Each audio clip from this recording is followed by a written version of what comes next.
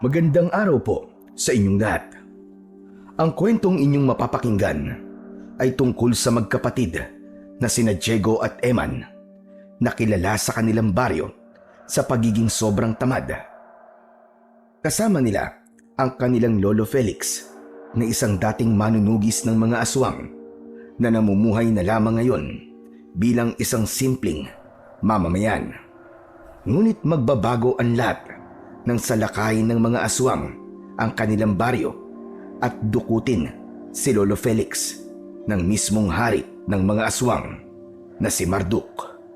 Handa ba silang kalimutan ang katamaran at lumaban para sa kaligtasan ng kanilang lolo o mas mananaig sa kanila ang takot?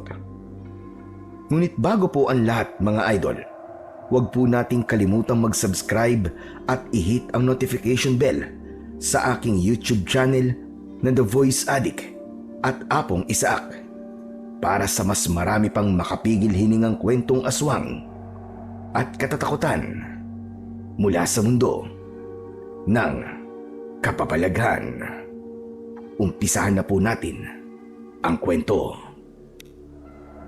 Eman, bumili ka nga muna ng mantika sa tindahan para naman maiprito ko na itong galunggong para makakain na tayo ng tanghalian. Ano ba naman yan? Si Kuya Diego naman po ang utusan nyo, Lolo Felix. Ako na nga po ang inutusan nyo kanina na bumili ng sibuyas at bawang eh. Hoy Eman, huwag mo nga pinapasa sa akin ang inuutos sa'yo ni Lolo ha. Tumayo ka na dyan. Ang tamad-tamad mo talaga.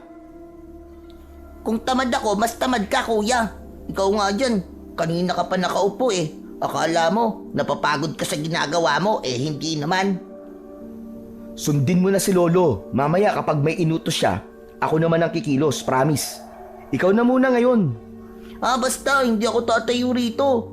Ikaw na ang bumili ng mantika. Ang tamad-tamad mo talaga, Kuya. Tama na yan. Huwag na kayo magtalo. At naririndi na ako sa inyong dalawa. Parehas kayong tamad. Tapos, hala, ako na lang ang bibili ng mantika. At nakakahiya naman sa inyo. Baka mapagod pa kayo. Lumabas si Lolo Felix na masama ang loob para bumili ng mantika. Masamang tinignan ni Diego ang nakababatang kapatid na si Eman na nananatiling nakahiga sa kawayang sahig na parabang wala itong pakialam na ang lolo nila ang gumawa sa sarili nitong utos. Sakit na ng magkapatid na Diego at Eman ang pagiging tamad. Sa araw-araw na ginawa ng Diyos ay palagi na lamang silang nagtatalo kung sino sa kanila ang dapat na kumilos sa mga utos ng kanilang lolo Felix. Sa isip ni Diego, wala namang masama sa paminsan-minsang pagpapahinga, pero sa kanilang magkapatid ay halos araw-araw na yun. Wala silang iniintinding trabaho at walang inaalalang responsibilidad. Lahat ay inaasa nila sa matanda na si Lolo Felix. Lumaki sila sa kanilang ina na namayapa na sa labis na pag-aalaga. Ayaw na ayaw nitong mapagod ang magkapatid. Gusto nitong lumaki sila na hindi nahihirapan. Kaya noong pumanaw ang kanilang ina, naiwan silang dalawa na walang inaasahan. At kahit ilang taon na ang lumipas, ay nandoon pa rin ang asal na iniwan ng pag-aalaga ng kanilang ina. At yun ay ang pagiging tamad. Makalipas ang ilang sandali, ay bumalik na si Lolo Felix na may dalang isang bote ng mantika. Dumiretso ito sa maliit nilang kusina at nagsimulang magprito ng isda. Ano na kayang mangyayari sa inyong dalawa kapag ako naman ang namatay? Lalo ka na, Diego. Aba, 20 anyos ka na at dapat ay naghahanap ka na ng trabaho para naman kahit papano makatulong ka rito. Nakatapos ka naman ng sekundarya. Yung anak nga ni Dante na kaedad mo na elementarya lang ang natapos nagtatrabaho sa pabrika sa bayan. Tapos ikaw hindi magawang subukang maghanap ng trabaho. Abay, pambihira ka naman. Oh, ba't ako na naman ang nakita nyo, Lo? Alam nyo kasi, mahirap talaga si Namang Dante kaya kailangan magtrabaho ng anak niya. Saka, maghanap din naman po ako ng trabaho balang araw eh. Sus, palagi na lang ganyan ang sinasabi mo, kuya. Pero hanggang ngayon ay hindi ka pa rin naghahanap ng trabaho. Ang sabihin mo, tamad ka lang talaga. Ikaw ang mas tamad. Kapag inuutusan ka ni Lolo eh, palagi mo sinasabi na mamaya na o kaya ipapasa mo sa akin ang utos niya. Tumigil na kayong dalawa. Parehas lang kayong tamad. Pero ikaw mas nakakatanda, Diego. Sana maging magandang halimbawa ka sa kapatid mo. Sinasabi ko na nga ba, hindi magiging magandang epekto ng pagpapalaki ng nanay niyo sa inyo. Kahit sana, maasahan man lang kayo sa mga gawaing bahay. Pero hindi. Nang mapatingin si Diego kay Eman, ay binilatan siya nito. Inambahan naman niya ito ng suntok, pero mas lalo siya nitong inasar sa pamamagitan ng pagpapapangit ng mukha nito. Hindi na iwasan ni Diego na makaramdam ng sama ng loob kay Lolo Felix. Ramdam niya na sa kanilang magkapatid ay mas mahal nito si Eman dahil nga mas bata ito. Kumbaga, si Eman ang lagi nitong pinapaboran. Tumayo si Diego at nag-inat ng katawan. Lolo, tignan nyo oh. Mukhang aalis na naman si kuya oh. Diego, huwag ka nang umalis. At pagkatapos kong magluto kakain na tayo. Papahirapan mo pa ba ako kung sa kahagilapin? Babalik din po ako agad. Maglalakad-lakad lang po ako. Sa kabila ng pagpigil ni Lolo Felix na umalis si Diego, ay umalis pa rin siya. Nais niyang maglakad-lakad at magpalipas ng sama ng loob. Si Lolo Felix ay dating kinatatakutan at iginagalang na manunugis ng mga aswang sa kanilang baryo. Kilala ito noon bilang tagapagtanggol ng mga liblib na baryo at walang aswang ang hindi ito kinatatakutan. May mga sandata ito na ito mismo ang gumawa. Mga orasyon na ito lang ang nakakaalam at mga sikreto ng daigdig ng mga aswang na hindi na nito muling binanggit mula nung huminto ito sa pagiging manunugis. Sa kasalukuyan, si Lolo Felix ay abala na lang sa pagtatanim ng iba't ibang gulay sa maliit nilang bakuran. Inaani nito ang mga yon at saka inilalako. Doon sila kumukuha ng pambili ng pangangailangan nila sa araw-araw. Naiinis na sinipa ni Diego ang isang bato nang makarating siya sa gilid ng ilog na matatagpuan sa dulong bahagi ng kanilang baryo. Kapag gusto niyang mapag-isa, ay madalas siyang nagtutungo roon. Dinampot niya ang isang batong kasing laki ng kanyang kamao at ibinato yon sa malayong bahagi ng ilog. Nagulat siya nang mula sa pinagbatuan niya ay isang lalaki ang lumitaw mula sa tubig. Hawak nito ang ulo at nakasimangot na nakatingin kay Diego. Uy, Obet! Nandiyan ka pala! Hindi maipinta ang mukha ni Obet nang lumapit ito kay Diego. May hawak itong sibat sa kaliwang kamay. Si Obet ay kababata ni Diego at mula elementarya hanggang high school ay magkaklase sila. Oo, kanina pa. Bakit mo naman ako binato? Pambihira ka naman oh. Ano ba tingin mo sa akin? Tilapia? Sorry. Malay ko ba nandun ka? Kung alam ko lang na nandun ka, di sana mas nilakihan ko sana yung batong ibinato ko. Ewan ko sa'yo. Loko-loko ka talaga. Pambihira ka naman kasi. Ano ba kasing ginagawa mo rito ng ganitong oras? Ang init-init oh. Wala pa kasi kaming ulam eh. Kaya ito, nagbabakasakali ako na makahuli ako rito ng isda para maiihaw namin. Ikaw, anong ginagawa mo rito? Huwag mong sabihin na manguhuli ka rin ng isda kasi wala rin kayong ulam. Sa ibang ilog ka na lang manghuli. Aagawan mo pa ako rito eh. Kahit sa'yo na lahat ng isda rito, hindi ako manguhuli ng isda gaya mo, no? Nagpapalipas lang ako dito ng inis. Ha? Aba, bakit naman? Isang malalim na paghinga ang pinakawalan ni Diego. Tumingin siya sa tubig sa ilog bago sumagot sa kaibigan. Paano ba naman kasi? Nasabon na naman ako ni Lolo Felix. Ha? Nasabon? Grabe ka naman, Diego. Ang kapal na ng buhok mo sa ano mo eh. Pero si Lolo Felix pa rin ang ipapaligo sa'yo. Nakakahiya ka. Sira ulo. Masyado mo namang ginawang literal ang sinabi ko. Ang ibig kong sabihin na nasabon napagalitan. Ah, iyon pala yun. Sorry naman. Linawin mo kasi. Bakit ka naman napagalitan? Aha, alam ko na. Kasi tatamad-tamad ka na naman ano. Sus Mariosep, dapat mo pa bang itanong sa akin yan? Tamad ka naman talaga Saka si Eman. Pero hindi naman dahil doon kaya ako naiinis Parehas na nga kaming tamad ng kapatid ko. Pero kapag pinapagalitan niya kami, mas akong sinasabon niya. Katwiran niya, mas matanda daw ako kay Eman. Hindi naman yata tama yun, di ba? Tumango-tango si Obet habang nakanguso na para bang nag-iisip. Pero alam mo, naiintindihan ko ang lolo mo, Diego Siguro gusto niya na mas matuto ka kasi ikaw nga ang mas matanda. Kumbaga, hindi naman sa gusto kong mangyari ang susunod kong sasabihin, no? Pero matanda na kasi si Lolo Felix. Kapag nawala siya, ikaw ang gusto niyang mag-alaga kay Eman. Hindi na rin naman bata si Eman 10 taon na kaya yun. Dapat marunong na siya mag-asikaso ng sarili niya. Saka imposibleng mamatay kagad si Lolo Felix, Obet. Ang dami niya kayang ginagamit na agimat. Aba, hindi rin natin masasabi ang panahon. Minsan, kahit 100 agimat pa ang meron ka, kapag si Lord na ang nagdesisyon, wala na, finish na, tsugi ka na talaga.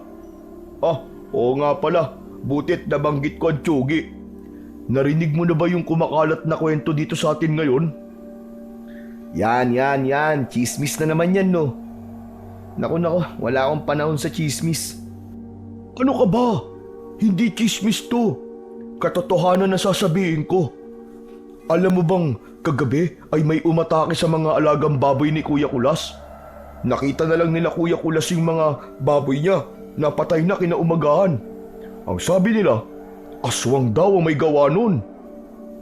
Isinisi pa talaga nila sa mga aswang ang kasalanan ng tao Hindi ba maraming kagalit si Kuya Kulas kasi masama ang ugali niya? Bakit? Hindi ka ba naniniwala sa mga aswang? Manunugis dati si Lolo Felix, di ba? Naniniwala. Pero sa nangyari sa mga alagang baboy ni Kuya Kulas, malamang mga galit sa kanya ang gumawa nun. Basta. Naniniwala akong aswang ang tumira sa mga alagang baboy ni Kuya Kulas. Ang dami nang nagsasabi na may nakikita silang mga naglalakad na aswang dito sa baryo natin tuwing gabi. Hindi kaya oras na para bumalik sa pagiging manunugi si Lolo Felix mo? Napailing si Diego, sabay ngisi sa kausap. Malabo nang bumalik si Lolo Felix sa pagiging manunugis. Matagal na siyang nagretiro sa pagpatay sa mga aswang. Saka, di ba, masyado na siyang matanda para sa mga ganyang bagay, Obet. Sana nga tama ka na hindi aswang ang may gawa nun. Kasi kapag nagkataon, tayo ang mahihirapan Kasi wala nang manunugis dito sa atin. Wala nang tagapagtanggol. O sige na, manguhuli na ulit ako ng isda.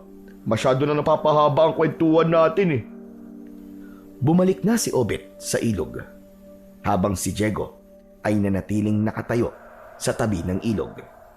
Hindi niya inisip ang sinabi ni Obet tungkol sa aswang dahil naniniwala siya na tao ang pumatay sa mga alagang baboy ni Kulas. Mas pinagtuunan niyang isipin ang nangyayari sa bahay nila. Aminado siya na tamad siya at marami ng beses niya yung napatunayan. Sa umaga pa lang ay nagtuturoan na sila ni Eman kung sino ang magliligpit ng kanilang tinulugan. 10 sa utos ni Lolo Felix ay isa lang ang nagagawa niya at madalas ay napipilitan pa siya. Alam din niya na tumatanda na talaga ang kanilang Lolo Felix at dapat ay nagpapahinga na lamang ito Ngunit sadyang ang katamaran sa kanyang katawan ay isang bagay na hirap siyang alisin. Matapos ang ilang sandali, ay bumalik na si Diego sa kanilang bahay. Nadatnan niya si Lolo Felix na naghahain na ng kanilang tanghalian. Umupo siya sa tabi ni Eman at nagsimula na silang kumain. Habang kumakain, ay hindi sinasadyang natabig ni Eman ang braso ni Diego. Nabitiwan ni Diego ang kutsara at nalaglag yun sa sahig. Masama niyang tinignan ang kapatid. Ano? Titignan mo na lang ako? Kunin mo yung kutsara ko. Bakit ako ang kukuha? Sa yung kutsara yung kuya eh. Aba, kung di mo tinabig ang braso ko, hindi ko yun mabibitiwan. Kaya ikaw ang kumuha. Hindi ko kukunin yan. Nakita mong kumakain ako dito istorbo ka. Akmang magsasalita pa sana si Diego, ngunit natigilan siya nang yumuko si Lolo Felix at ito na ang kumuha ng nahulog na kutsara. Malakas nito yung inilapag sa lamesa na ikinagulat ng magkapatid. O ayan, ako na ang kumuha para sa inyo. Pati ba naman pagpulot sa kutsara ay pagtuturuan nyo pang magkapatid? Natahimik ang magkapatid ng sandali. Masamang tinignan ni Diego si Eman at pinanlakihan niya ito ng mata. Pero kahit konting pagkasindak ay hindi nagpakita si Eman. O nga pala, bukas ay araw ng ani ng mga talong. Tulungan niyo ako sa pag-aani at marami-rami yon. Lolo, magbabasa po ako bukas ng aklat Malapit na po yung pasukan kaya dapat po mag-aral po ako na maigi. Si Kuya Diego na lang po ang balang tumulong sa inyo. Saka kayang-kaya po yun ni Kuya. Ang laki po ng braso niyan Hoy, tigilan mo ako May gitsang buwan pa bago magpasukan, Eman. Huwag kang OA. Siyempre, dapat handa ako bago magpasukan, no? Sus, ang sabihin mo, tatakas ka lang bukas tapos maghapon ka maglalaro. Uuwi ka ritong gutom at kakain ka tapos aalis ka ulit para maglaro. O, di ba? Ikaw nga Di ba? Paniguradong aalis ka rin bukas at sasama ka na naman kay Obet para magpapansin sa mga dalaga sa plaza. Napapitlag ang magkapatid nang malakas na ibagsak ni Lolo Felix ang kamay nito sa lamesa. Natumba ang isang baso ng tubig. Kinabahan si Diego sa talim ng tingin ng lolo nila.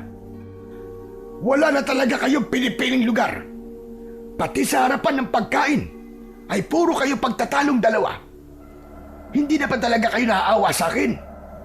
Pagbihira naman kayo. Ako na nagtatanim. Ako na ang naglalako. Tapos konting tulong lang ang inihingi ko sa inyo. Ay hindi nyo pa maibigay sa akin. Lalong-lalo ka na, Diego. Ikaw ang dapat na tumutulong sa akin doon. Dahil mas matanda ka. Bakit ako na lang po ba lagi ang pinupuno nyo, Lolo? Si Eman din naman Hindi rin naman tumutulong yan. Pero ikaw ang panganay. Ikaw ang mas matanda. Dapat ikaw ang nauunang kumilos. Dapat ikaw ang nagtuturo sa kapatid mo kung paano maging masipag. Pero ano nangyayari? Anong ginagawa mo? Lagi kang nakaiga. Lahat ng utos ipinapasa mo kay Eman. Kahit yung kutsarang nahulog, ayaw mong pulutin.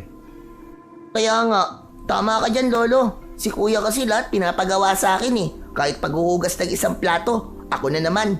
Tapos, magagalit pa siya pag ayaw ko. Pareho kayong walang ginagawa. Pareho kayong batugan. Akala nyo, habang buhay ako magtatrabaho para sa inyo? Kailan pa kayo matututong kumilos? Kailan nyo balak tumayo at magbanat ng buto? Ano, kapag patay na ako? Walang sumagot. Natahimik ang paligid. Si Eman ay tamilmil na kumain habang si Diego naman ay napayuko. Ramdam niyang hindi galit lang ang nararamdaman ng kanilang lolo, kundi labis din na pagod. Sa dami ng ginawa nito maghapon, sila naman ay puro iwas at dahilan sa mga utos nito. Oras na ng pagtulog, Pero hindi dinadalaw ng antok si Diego.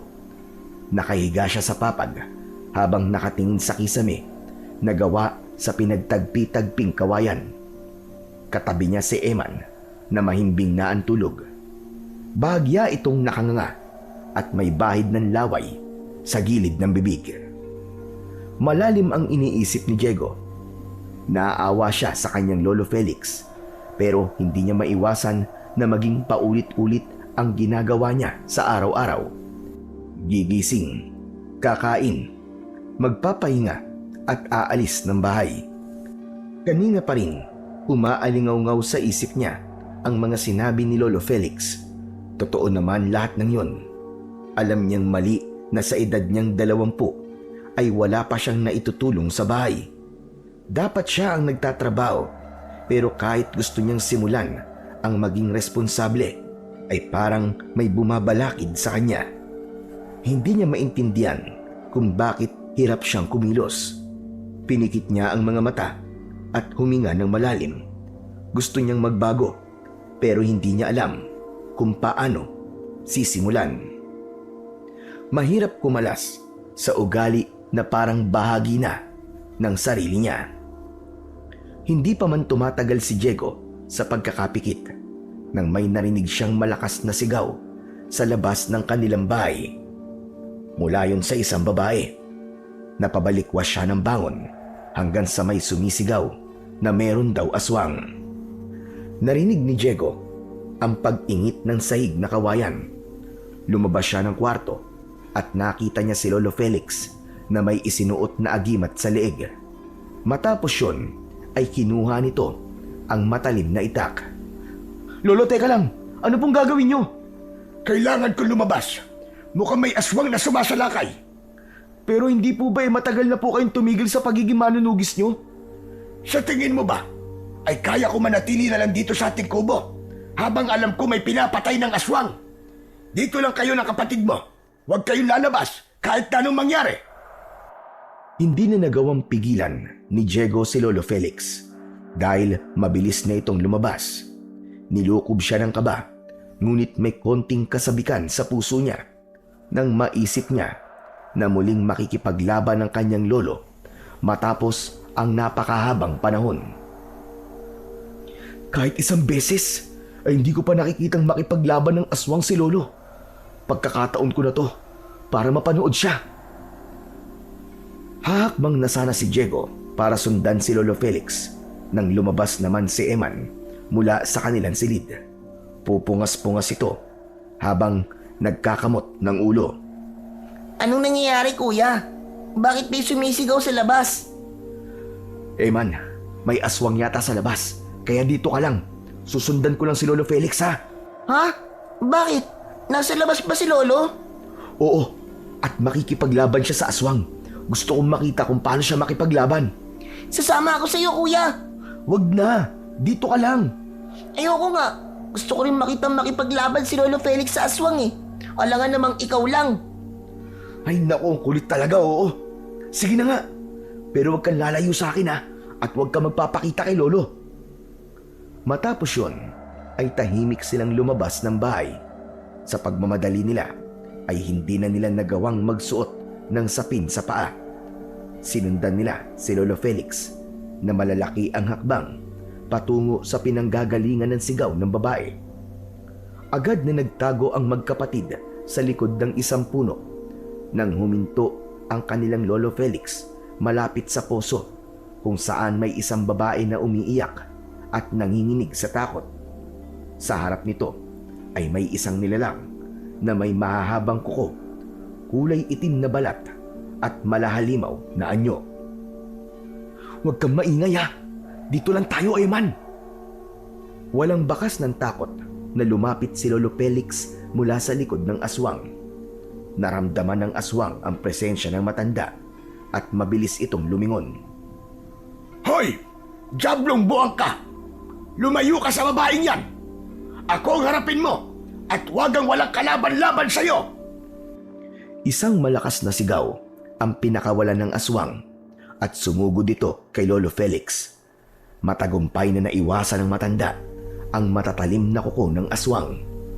Buong puwersa nitong tinaga sa braso ang aswang at sumirit ang dugo ng halimaw. Sa halip na umatras ang aswang, ay lalo lang itong nagalit. Tumalon ito sa ere at bumagsak mismo sa harap ni Lolo Felix. Sinubukan sunggaban ng aswang si Lolo Felix, ngunit sadyang mabilis ang paggalaw ng matanda. Yumuko ito at saka tinaga sa binti ang aswang. Napaluhod ang aswang pero agad din itong nakabawi. Tinulak nito si Lolo Felix sa lupa at tinangkang kagatin ang leeg nito. Ngunit biglang pinukpok ni Lolo Felix ang ulo ng aswang gamit ang hawakan ng itak. Nakaramdam ng pagkahilo ang aswang. Mabilis na tumayo si Lolo Felix at walang tigil nitong inatake ang aswang. Sunod-sunod nitong tinaga ang aswang sa iba't ibang parte ng katawan nito. Inilabas ng aswang ang matigas at mahaba nitong dila upang saksakin si Lolo Felix, pero pinutol yun ni Lolo Felix gamit ang kanyang matalas na itak. Napasigaw sa sakit ang nilalang. Nawalan ito ng balanse at gumapang patras, pero hindi na nag-aksaya ng oras si Lolo Felix. Tumalon ito sa ibabaw ng aswang at mabilis na sinaksak sa dibdib ang aswang, diretso sa puso nito. Napaigik ang halimaw, kumislot ito, nangingisay at unti-unting nangitim ang buong katawan hanggang sa ito ay nanigas at tuluyang binawian ng buhay. Wow! Ang astig ni Lolo Felix! Tumahimik ka nga, Eman. Ang lakas ng boses mo. Baka marinig tayo ni Lolo. Muling tinignan ni Diego ang kanyang Lolo Felix na tinutulungan ang babae sa pagtayo. Hindi maikakaila ni Diego na sa kabila ng edad ng kanilang lolo ay mahusay pa rin itong makipaglaban. Labis ang paghangang naramdaman niya para kay Lolo Felix. Sigurado siya na mas higit pa roon ang kayang gawin ng kanilang lolo noong kabataan pa nito. Tana, Eman, umuwi na tayo. Baka paluin pa tayo ni Lolo kapag nauna siyang umuwi sa atin sa bahay. Hinawakan ni Diego ang kamay ng kanyang kapatid na si Eman at hinila niya ito palayo sa lugar na yon. Habang mabilis silang naglalakad pabalik sa kanilang kubo, ay paulit-ulit na bumabalik sa isipan ni Diego kung paano pinaslang ng kanilang lolo ng walang kahirap-hirap ang aswang na nakasagupa nito kanina. Kinabukasan ng umaga, sa almusal, ay agad na pinagsabihan ni Lolo Felix sina Diego at Eman tungkol sa nangyayari sa kanilang baryo. Kayong dalawa, makinig kayo. Totoo ngang may aswang na naman dito sa ating baryo. Kaya kayo, mag-iingat kayong palagi. Lalo na tuwing gabi. Hindi na kayo pwedeng lumabas kapag 6:00 na ng gabi. At dapat bago sumapit ang oras na yon, ay nandito na kayo sa loob ng bahay. Pero Lo, hindi po ba napatay niyo na po yung aswang kagabi? Malakas ang pakiramdam ko na hindi isang aswang lamang ang nandito sa ating lugar, Diego. Mas mabuti na rin na nag-iingat tayo. Mamaya ay makikipag-usap ako kay Kapitan Jose para mapagplanuhan ng mabuti ang mga dapat nating gawin sa mga susunod na araw. Sigurado po na kahit ilang libong aswang pa po ang dumating, ay kayang-kaya niyo po silang talunin, Lolo. Ang galing niyo po kayong makipaglaban sa aswang kagabi para po kayong superhero. Napakunot noo si Lolo Felix sa sinabi ni Eman, habang si Diego naman ay nanlamig sa labis na kaba. Nakita mo kung nakipaglaban sa aswang kagabi. Ibig sabihin lumabas ka. Hindi lang po ako, Lolo. Pati po si Kuya Diego. Eman! Napanganga si Eman nang mapagtanto nitong nabuking na sila ng kanilang Lolo Felix. Matalim ang mga mata na tumingin si Lolo Felix kay Diego. Ibig sabihin ay sinuway mo pala ako, Diego. Hindi ba't ang sabi ko sa'yo? Di ba? Huwag kayong lalabas. Lo, wala naman po nangyaring masama sa amin eh. Kahit na, Paano kung isang batalyon pala ng aswang ang narito kagabi at napahamak kayong dalawa? Palagi mo na lang ako sinusuway, Diego. Kung ano ang pinapagawa ko ay hindi nyo ginagawa. At kung ano yung sinasabi kong huwag nyong gawin, ay ginagawa nyo. Patawad po. Hayaan niyo po at di na po mauulit. Talagang hindi na dapat maulit. O paano? Aalis na muna ako. Kakausapin ko muna si Kapitan Jose. Sana naman pagbalik ko ay hinugasan niyo na itong mga pinagkainan natin. Inubos muna ni Lolo Diego ang kape nito bago tumayo. Nang maiwan na ang magkapatid sa pagkainan, ay kinutusan ni Diego si Eman. Aray ko naman! Inaano ba kita at nananakit ka dyan, kuya? Ang sakit! Kasi, pahamak yung bunganga mo kahit kailan. Hindi ba sabi ko sa'yo huwag mong sasabihin kay Lolo na sinundan natin siya kagabi? Ba't mo sinabi? Paano? Nakalimutan ko eh. Hindi ba pwedeng magkamali? O nakita mo nangyari? Ako na naman ang mas pinagalitan. At dahil dyan, ikaw ang maghuhugas ng mga pinagkainan natin ngayon. Ha? Bakit ako? Ikaw ang unang nagbalak na sundan si Lolo, di ba? Sumunod lang naman ako sa iyo Hindi. Ikaw ang maghuhugas ngayon. Ako na, mamayang tanghali. Sus, hindi ako naniniwala sa mga sinasabi mo, kuya. Paniguradong pagkatapos ba ng halian, ay bigla ka na lamang mawawala kasi tatakas ka na naman sa obligasyon mo. Ikaw wala ka talagang paggalang sa akin Kuya mo ako, Eman. Baka nakakalimutan mo. Basta. Hindi ako maghuhugas ngayon.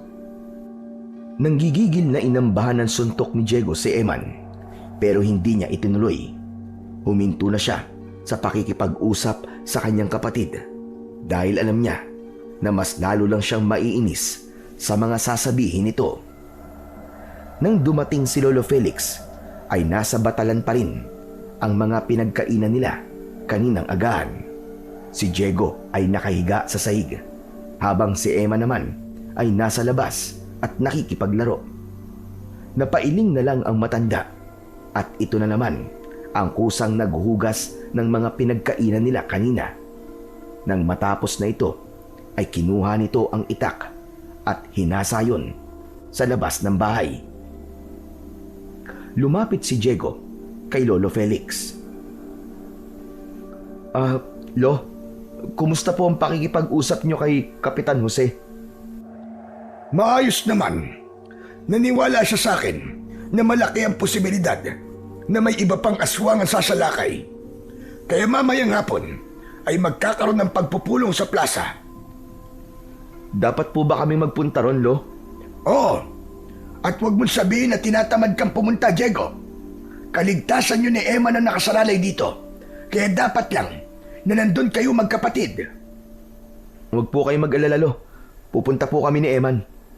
Huwag puro salita. Gawin mo, Diego. Gawin mo.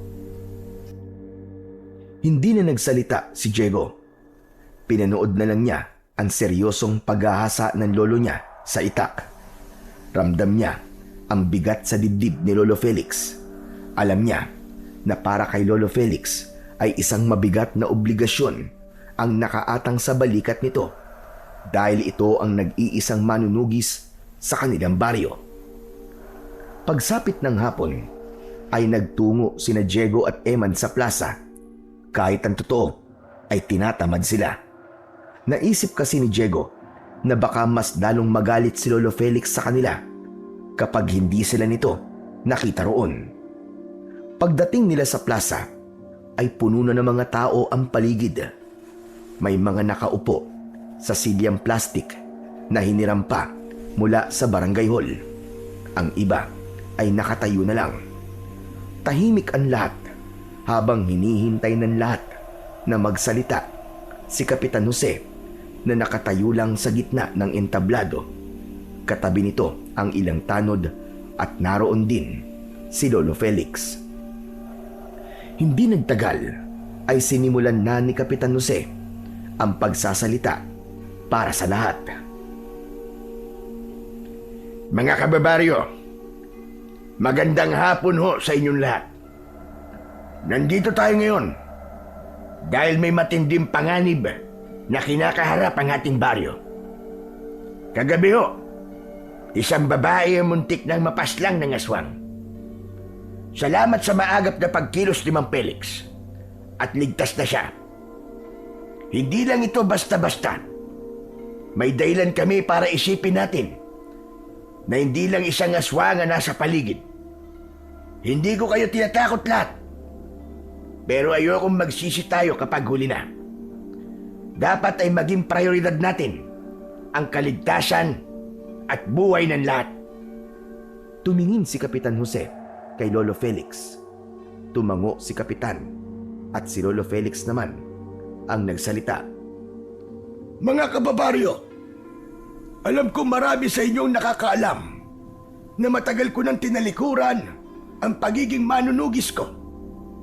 Pero hindi ko kayang manahimik kung alam kong nasa panganib tayong lahat. Kaya pakinggan niyo ko na mabuti. Una sa lahat, maglagay kayo ng asin sa paligid ng inyong bahay. Kahit kaunti sa bawat bintana at pintuan. Pero higit sa lahat, ang pagdadasal at pananampalataya natin sa Panginoong Diyos, ang pinakamabisa nating sandata laban sa mga kampon ng kadiliman. Kung may itak kayo, patalasin nyo ng gusto. Kailangan nating magtulong ang lahat.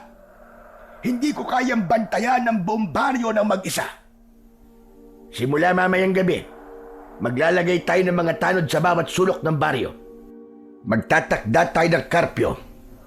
Wala nang maaaring lumabas ng kanilang bahay pagsapit ng alas 7 ng gabi. Kinabukasan na ng alas 5 ng umaga ay pwede na kayong lumabas. Muling nagsalita si Lolo Felix habang direkta ang tingin sa mga tao. Huwag kayong matatakot kung sama-sama tayo. Pero kung patuloy kayong magwawalang bahala, huwag niyo akong sisisihin kapag napahamak kayo. Tahimik ang buong plaza. Damang-dama ni Diego ang bigat ng sinabi ni Lolo Felix. Alam niyang totoo ang lahat at talagang sa pagkakataon na yon ay kailangan nilang maging maingat. Matapos ang pagpupulong na yon sa plaza, ay naglakad na pauwi sina Diego at Eman. Hinabol sila ni Obet at tinapik nito sa likod si Diego, kaya napalingon siya sa kanyang kaibigan. Ano? Naniniwala ka na ngayon na may aswang dito sa atin? Sabi ko naman kasi sa'yo ayaw mo pang maniwala nung una Mahirap kasing maniwala kapag walang ebidensya, Obet. Pero ngayon, naniniwala na talaga ako. Saka nakita ko mismo kung paano kinalaban ni Lolo Felix yung aswang kagabi. Ako rin nakita ko. Ang galing kaya ni Lolo. Ang astig na mga galaw niya. Parang superhero. Ay, sayang. Dapat tinawag niyo ako para nakita ko rin. Sa tingin mo ba maiisip pa namin yun? Oo nga sabagay. Pero malaki ang tiwala ko kay Lolo Felix. Sabi nga ng nanay ko, napakagaling talaga niya makipaglaban sa mga aswang nun. Kaya nga, ang tagal na walang aswang na sumalakay dito sa atin dahil yung kay Lolo Felix. Takot sila sa lolo niyo Pero kahit magaling makipaglaban si Lolo, nakakatakot pa rin. Matanda na kasi siya Malamang kung ano yung nagagawa niya nung kabataan niya ay hindi niya na magagawa ngayon. Kaya sana, tulungan siya ng mga tao kapag nakikipaglaban siya sa mga aswang. Aba teka, bakit hindi ka tumulong sa kanya, Diego? Apo ka niya, di ba? Kung meron mang magmamana ng kakayahan at kaalaman ng lolo mo, ay ikaw yun. Sus, malabong mangyari yan. Sa tamad ba naman ni Kuya Kahit pagsasanay ay tatama rin siya. Makapagsalita kang tamad ako. Isa ka rin naman tamad Parehas lang tayo. Pero mas matanda ka sa akin, Kuya. Ikaw ang mas tamad, Eman. Ano ba to? Paligsahan kung sino mas tamad? It's a tie na lang kaya. O paano? Uuwi na ako Malapit ng dumilim Kaya magsasaboy na kami ng asin sa paligid ng bahay namin. O sige, mauna na ako sa inyo Matapos magpaalam ni Obet, ay naglakad na ito palayo. Habang ang magkapatid naman ay ipinagpatuloy ang paglalakad pauwi sa kanilang bahay. Kinagabihan, lahat ng tao sa baryo ay sinunod ang sinabi ni Lolo Felix. Lahat ay nagsaboy ng asin sa paligid ng kanilang bahay. Wala na ring nasa labas pagpatak ng alas 7 ng gabi. Lahat ng pamilya ay sama-samang nagdasal para sa kanilang kaligtasan. Sa bawat kanto ay may mga tanod na nakaabang, bit-bit ang itak o kaya ay kawayan na may matulis na dulo. Habang nasa loob ng bahay nila ay nakasilip si Diego sa bintana. Unti-unti niyang nararamdaman ang bigat ng banta sa kanilang baryo. Nagulat si Diego nang biglang lumapit sa kanya ang nakababata niyang kapatid na si Eman. Ano ka ba, Eman? Nakakagulat ka naman. Akala ko'y aswang ka na eh. Itong cute ko na to, kuya. Mapagkakamalan mong aswang? Grabe ka naman. Ikaw lang ang nagsasabing cute ka, no? Yan ang palaging sinasabi ng mga inggit eh. Palibasa, hindi ka pinapansin ng babaeng pinagpapakitan nyo ni Obet dun sa plaza. Lubayan mo lang ako. Sinisira mo ang pananahimik ko rito eh. Tawag kasi tayo ni Lolo Felix sa kwarto niya. May sasabihin daw sa atin. Sabihin mo susunod ako maya-maya. Ngayon na nga daw tayo kakausapin ni Lolo eh. Nandun siya sa kwarto niya. Tara na. Pati ba naman yun eh, kinakatamaran mo pa? Oo na, pupunta na ako. Dami mo pa sinasabi. Masamang tinignan ni Diego si Eman bago niya isinarado ang bintana. Magkasabay silang nagtungo sa kwarto ni Lolo Felix.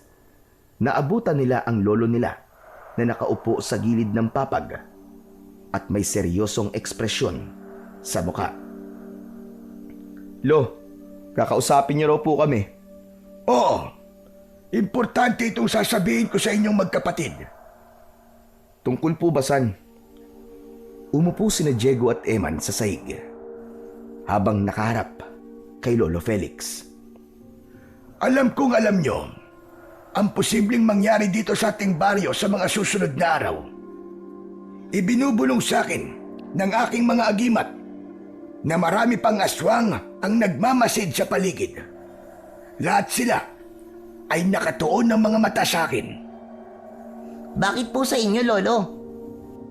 Sigurado ko na ako ang pakay nila. Ako ang uunahin nilang patayin upang mas madali nilang masasakop ang baryong ito. Alam nila na kapag nawala na ako, ay wala nang magtatanggol sa mga tao dito. At kilala ko rin kung sino ang namumuno sa pagsalakay ng mga aswang sa ating baryo. Sino po, Lolo? Tumiim ang bagang ni Lolo Felix at doon nito sinimulang banggitin ang pangalan na Marduk. Ayon kay Lolo Felix, si Marduk ay isang hari ng mga aswang. May malaki itong hukbo ng mga aswang at ang layunin ng mga ito ay ang sakupin ang iba't ibang baryo at gawing mga aswang ang mga tao upang mas lumakas ang hukbo nila. Binata pa nung makaharap ni Lolo Felix si Marduk. Nagkaroon ng madugong digmaan laban sa mga aswang at sa mga tao na pinamumunuan ni Lolo Felix.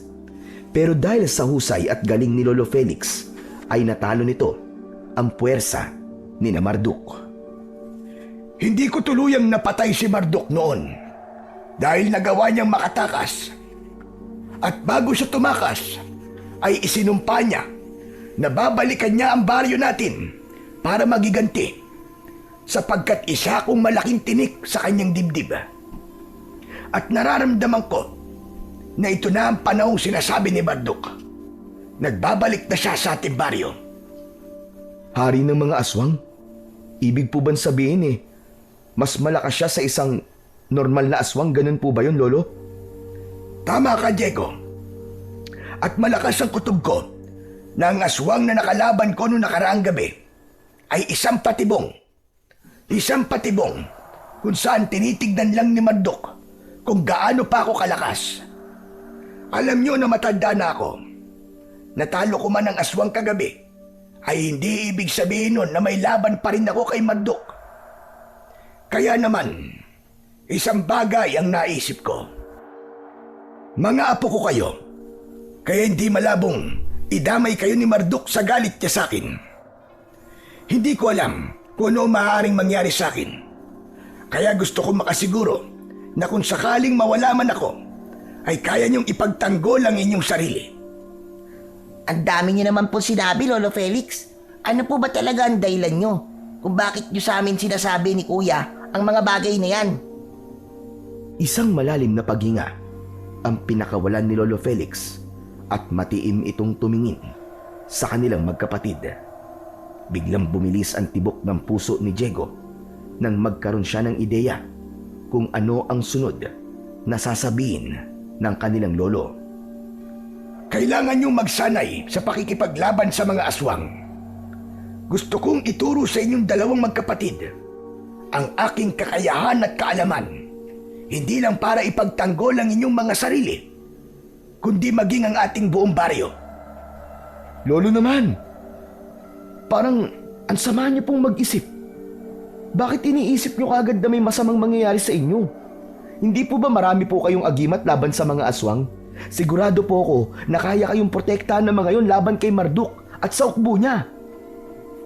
Hindi ka ba nakikinig sa mga sinasabi ko, Diego? O sinasabi mo lang yan kasi tinatamad kang magsanay? Oo, tama ka. Marami nga akong agimat, pero mahina na ang aking katawan. Hindi na kayang palakasin ng mga agimat ko ang katawan ko, gaya ng dati. Kaya nakikiusap ako sa inyong magkapatid na isantabi niyo muna ang inyong katamaran at magsanay kayo sa mga dapat niyong malaman at matutunan.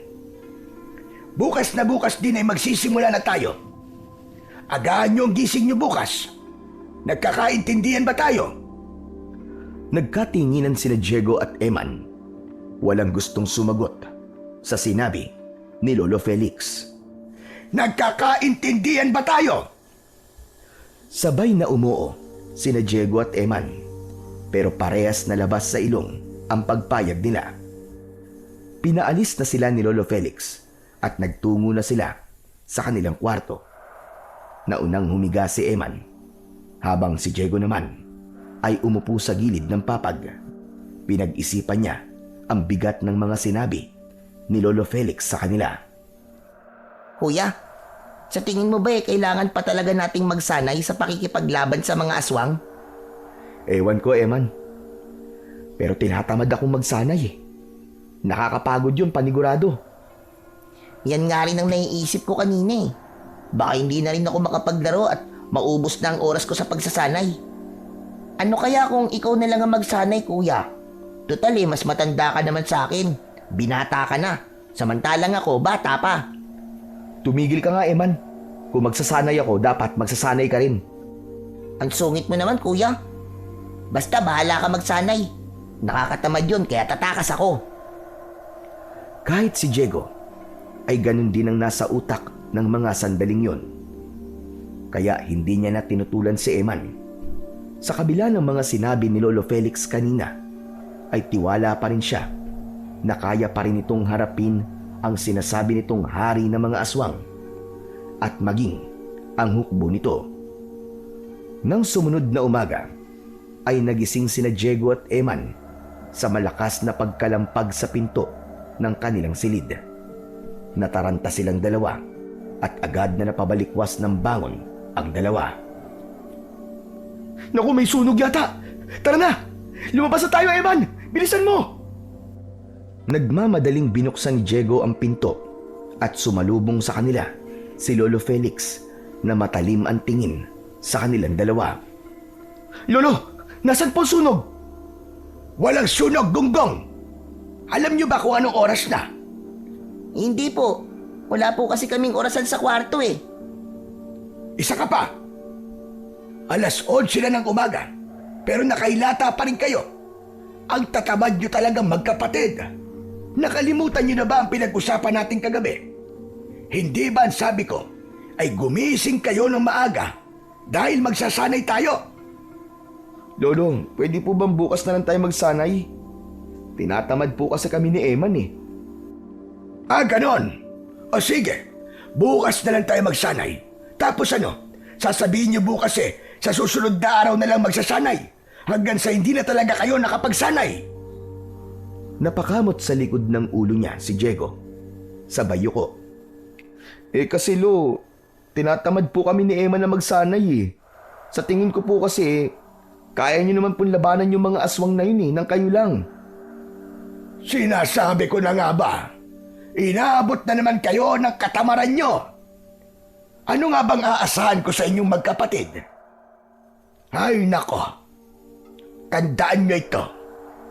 Hindi para sa akin ang gagawin natin na ito, kundi para sa inyong dalawa.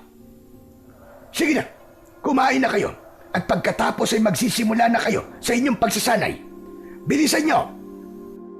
Dahil sa malakas na sigaw ni Lolo Felix, ay nataranta ang magkapatid.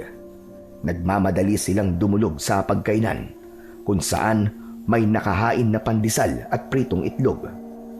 Tutol man si Diego na magsanay sa pakikipaglaban sa mga aswang, ay naisip niya na mukhang wala na silang magagawa ni Eman para takasan ang bagay na yon. Matapos ang almusal, ay dinala ni Lolo Felix sina Diego at Eman sa likod ng bahay. Nakita nila roon ang dalawang troso na may lubid na nakatali, isang medyo maliit at isang malaking troso. Pagsisibakin niyo po ba kami ng kahoy, Lolo? Akala ko po ba magsasanay kami sa pakikipaglaban sa mga aswang? Hindi po ba dapat tinuturuan niyo kaming gamitin ng mga agimat niyo o kaya kung paano gumamit ng itak? Hindi kayo magsisibak ng kahoy. Pero darating tayo sa bagay na mga sinabi mo, Eman. Ito ay unang bahagi pa lang ng ating pagsasanay. Sa gagawin nyo, ay papalakasin at patatatagin ito ang inyong katawan. Kung ganun, ano pong gagawin namin sa mga troso na yan, Lolo? Hihilahin nyo yan paikot sa ating baryo. Magsisimula kayo rito sa ating bahay. Tapos ay magtutungo kayo sa plaza. Pagkatapos ay saka kayo babalik dito. Pero Lo, parang... Wala nang pero-pero. Gawin nyo na lang ang sinabi ko. At huwag nyong susubukan tumakas. Dahil kapag tumakas kayo o nandaya kayo, ay hindi kayo kakain hanggang hapunan at sa labas ko kayo patutulugin. Huwag nyo akong susubukan na magkapatid. Hala, sige na. Simulan nyo na ang paghila sa troso at magtig-isa kayo magkapatid. Napipilitang sumunod ang magkapatid kay Lolo Felix. Agad na kinuha ni Diego ang lubid na nakatali sa mas maliit na troso. Hihilahin na sana niya yon, pero pinigilan siya ng kanilang lolo. Anong ginagawa mo, Diego? Hihilahin po itong troso. Yung pong sabi niyo, di ba? Hindi yan ang sayo, tanga. Itong malaki ang hilahin mo. Kay Eman ang maliit na yan. Inagaw ni Eman kay Diego ang lubid at nakakaloko itong ngumisi. Sandali lang, Lo. Hindi ba't dapat patas na kami ni Eman? Kung maliit, dapat parehas na maliit ang hihilahin namin. Bata pa ang kapatid mo, Gunggong. Kaya maliit ang troso niya. Ikaw binata ka na. Kaya dapat lang na mas malaki ang sayo. At ayoko na makakarinig ng reklamo sa'yo, Diego. Sige na, hilahin nyo na yan at tandaan nyo na nakamasid ako sa inyo. Parang batang napapapadyak si Diego. Wala na siyang nagawa kundi kunin ang lubid na nakatali sa mas malaking troso. Nagsimula na si Diego at Eman na hilahin ang troso palabas ng kanilang bakuran. Wala pa man sila sa kalsada ay tagaktak na ang pawis nilang dalawa. Tirik na tirik ang araw, kaya nakadagdag yun sa hirap ng magkapatid. Hindi inakala ni Diego na ganun kabigat ang troso. Bawat hilang ginagawa nila ay parang humihila sila ng tone-toneladang bakal. Hindi rin nakakatulong ang mga matang nakatitig sa kanila mula sa gilid ng daan. Naroon ang mga kapitbahay nila, mga bata at ilang matatanda na tila nagulat sa kanilang ginagawa. May ilan pang pabulong na nagtatawanan habang may ilan namang napapailing na lang. Ramdam ni Diego ang hiya. Gusto niya nang bitiwan ang lubid at umuwi. Pero sa kauna-unahang pagkakataon, pinilit niyang ipagpatuloy ang paghatak kahit sumasakit ang likod at braso niya. Makalipas ang ilang sandali, ay huminto si Diego at binitiwan ng lubid. Humihingal siyang umupo sa troso upang magpahinga. Maging si Eman ay napahinto. Kuya, anong ginagawa mo? Nagpapahinga. Hindi mo ba nakikita? Wala namang sinabi si Lolo Felix na bawal magpahinga, di ba? Oo nga no. Tama ka, kuya. Umupo na rin si Eman sa troso. Kuya, sa tingin mo, makakatulong tong ginagawa natin para lumakas tayo? Ewan ko ba? Parang hindi. Pinapagod lang yata tayo ni Lolo eh. Habang nagpapahinga, ay biglang lumapit sa kanila si Obet na may kinakain na banana Q. Uy!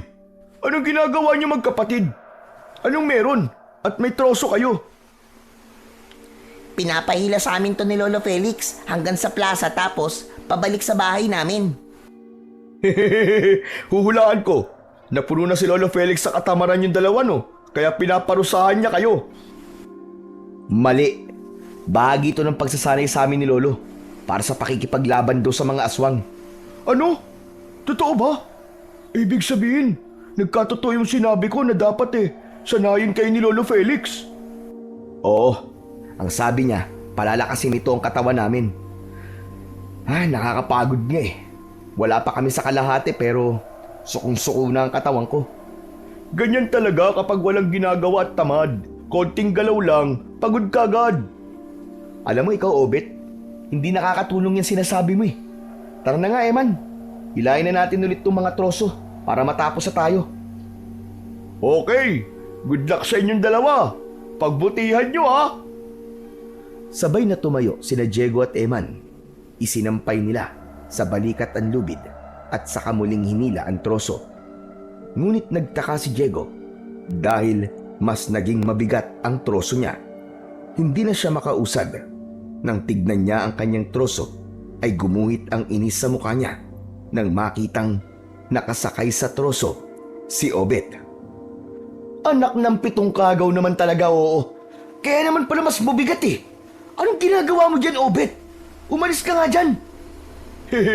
Magpapatid lang sana ako sa bahay namin eh. Madadaanan niyo rin naman yun, di ba? Umalis ka na dyan. Anong akala mo sa akin, kalabaw? Ito naman, minsan na nga lang makahingi ng pabor eh. Bad trip. Nang umalis na si Obet mula sa pagkakasakay sa troso, ay doon na muling sinimulan ni Diego na hilahin yon. Kahit hirap na hirap, ay hindi na siya huminto hanggang sa nakarating na sila ni Eman sa plaza.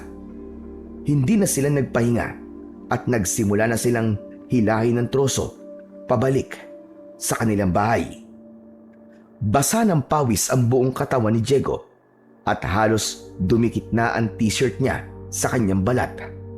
Nang malapit na sila sa kanilang bahay, ay mas naging mabagal ang lakad nila. Pagdating sa bahay, ay sabay silang napaupo sa lupa habang hingal na hingal. Mula sa loob ng bahay ay lumabas si Lolo Felix na may ngiti sa labi. Mahusay! Tignan nyo! At kinaya nyo naman ang una kong ipinagawa sa inyo. Kinaya nga po, pero pakiramdam ko po mamamatay na ako. Dapat ay masanay na kayo dahil tuwing umaga, pagkagising nyo, ay palagi nyo yang gagawin. Ano? Pero Lo, pumasok na kayo at handa na ang tanghalian. Pagkatapos nyo kumain, ay magpahinga kayo saglit at magpapatuloy kayo sa inyong pagsasanay. Hindi na nagawang makapagreklamo nina Diego at Eman dahil nauna nang pumasok si Lolo Felix. Lupaypay na sumunod sila rito at nang makita nilang pritong tilapia at ginisang munggo ang ulam ay mas lalo silang hindi nakapagsalita dahil nag-focus muna sila sa pagkain. Matapos ang tanghalian at makapagpahinga ng sandali ay muling tinawag ni Lolo Felix sina Diego at Eman sa likod ng bahay. Agad silang umupo sa mga troso na kanina ay hinihila nila habang si Lolo Felix ay inabutan sila ng tig-isang itak. Lolo, pwede po bang bukas na lang natin to gawin? Pagod na rin po kami sa paghihila ng troso kanina eh. Oo nga naman po, Lolo. Pagpahingayin niyo naman po kami. Umpisa pa nga lang ganyan na kayo. Kailangan ay masanay na katawan nyo sa mabibigat na gawain at pagsasanay. Diego, ikaw muna. Tumayo ka ng maayos. Eman, huwag kang ngingiti-ngiti dyan. Ikaw ang susunod sa kuya mo. Lo, ano po bang gagawin ko dito sa itak? Yung puno na saging, isipin mo na aswang yon at ipakita mo sa akin kung paano mo siya lalabanan gamit ang itak. Tinatamad na lumapit si Diego sa puno ng saging at sinimulan niya itong tagain. Mabigat ang katawan niya at kahit hindi gumagalaw ang puno ng saging ay may pagkakataon na hindi niya yun tinatamaan. Naririnig niya ang pagtawa ni Eman sa tuwing pinapagalitan siya ni Lolo Felix. Gusto sana niyang batukan ng kapatid pero sa tuwing magtataas ng boses si Lolo Felix ay natatakot siya. Sumunod na si Eman at gaya ni Diego ay hindi rin naging maganda sa paningin ni Lolo Felix ang galaw nito. Kaya naman ipinakita na sa kanila ni Lolo Felix ang tamang paghawak sa itak at kung paano mabibigyan ng mas malakas na impact ang kanilang pagtaga. Pagkatapos ng ilang oras ay pagod na naman ng magkapatid. Hapon na nang matapos sila at saka lang sila pinayagan ni Lolo Felix na magpahinga. Dahil sa labis na pagod sa maghapon ay naparami ang kain ni na Diego at Eman. Matapos ang hapunan ay nagpababa lang sila ng kinain at dumiretso na sila sa kanilang kwarto. Ay, sa wakas, makakapagpahinga na rin tayo. Kaya nga, kuya. Hanggang ngayon masakit pa rin ang mga braso at binti ko. Grabe talaga si Lolo sa atin, no? Pahiga na sana sila nang biglang bumukas ang pinto ng kanilang silid. Pumasok si Lolo Felix na may dalang gasera at isang lumang kahon na pahaba. Ipinatong ng matanda ang gasera at kahon sa sahig. Lolo, bakit po kayo nandito? Huwag niyo pong sabihin na magsasanay ulit tayo. Pagpahingayin niyo naman po kami, Lo. Wala pa akong sinasabi, puro reklamo ka na kagad. Parte pa rin ito ng pagsasanay nyo. Pero hindi na kayo mapapagod dito. May mga ipapakita lang ako sa inyo. Umupo si Lolo sa sahig. Umupo na rin sina Diego at Eman sa harapan nito habang nasa gitna nila ang kahon at gasera. Maingat na binuksan ng matanda ang kahon at isa-isa nitong inilabas ang mga laman nito. May isang lumang panyo na may burdang kakaibang sulat, isang tansong medalya, isang maliit na bote na may itim na langis, at isang lumang tungkod. Lolo, ano po ba ang mga yan? Parang gamit po ng mga mangkukulam yan, ah. Mga gamit ko to noon, Eman. Inabot ni Lolo Felix ang pulang panyo at ibinukayon sa harap nila. Mahiwaga ang panyong ito. Kapag suot mo to sa iyong leeg, ay hindi ka makikita ng aswang. Maaamoy ka nila, pero hindi nila malalaman kung nasaan ka. Parang ang dumi na niyan, Lo, ah. Parang hindi na nalalaban. Gumagana pa ba yan? Huwag mong maliitin ang kakayahan ng panyong to, Diego. Sadyang hindi ito nilalaban. Dahil sa oras na ito, ay mabasa ng tubig, ay mawawalan na ang bisa nito. Kailangan matuyo ito muli upang bumalik ang kapangyarihan nito. Sunod nitong ipinakita ang tansong medalyon na may ukit na krus at mata. Ito naman ay ang agimat upang magkaroon ka ng kakaibang lakas at tapang laban sa mga kampon ng kadiliman, lalong-lalo na sa mga aswang. Isinusuot ko ito noon kapag humaharap ako sa isang laban. Pero Lo, isa lang po ba yung medalyon na yan? Isa lang ang meron ako, Kaya pagdating ng oras, kayong dalawa ang magpapasya kung sino ang mas nangangailangan na magsuot nito. Kinuha naman ni Lolo ang maliit na bote. Ito naman ay ang langis ng itim na kamagong. Ipinapahid dito sa itak upang mas maging mabisa yon na panlaban sa mga aswang. Kapag tinamaan ng mga aswang ng talim ng itak na may ganitong langis, ay triple ang sakit na mararamdaman nila. At ito naman ang gabay na tungkod. Kapag naliligaw kayo, ay ituturo nito ang daan kung saan man kayo tutungo. Galing pa ito sa isang matandang albularyo na nakilala ko noon. Sana ay tandaan nyo kung para sa inyo gagamitin ang mga kagamitang pinapakita ko sa inyo ngayon. At gamitin nyo lang ito kung kinakailangan. Ako natatandaan ko. Ewan ko na lang po dyan kay Kuya Diego. Kung magsalita ka naman, parang sinasabi mo na mahina ang ulo ko. Natatandaan ko lahat. Isa pa yan. Sana ay tanggalin nyo ang palagi nyong pag-aaway. Dapat ay kayo ang maging magkakampi dahil magkapatid kayo. Magkasangga. Sinasabi ko na kagad sa inyo tungkol sa mga ito upang kapag nawala na ako, ay kaya niyong ipagtanggol ang inyong mga sarili laban sa mga aswang. Matapos yun, ay isa-isa nang ibinalik ni Lolo Felix ang mga gamit sa loob ng kahon.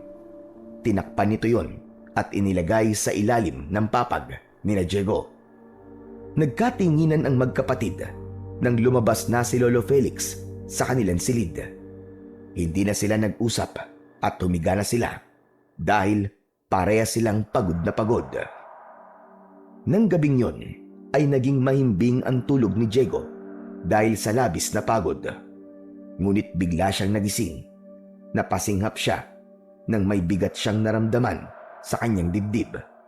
Bumangon siya at luminga sa paligid. Napakunot ang noo niya nang may narinig siyang kakaibang ingay sa labas ng bahay. Tumayo siya at marahang lumapit sa bintana. Binuksan niya yon at sa ilalim ng malamlam na liwanag ng buwan ay nakita niya si Lolo Felix na nakikipaglaban sa 3 aswang gamit ang itak.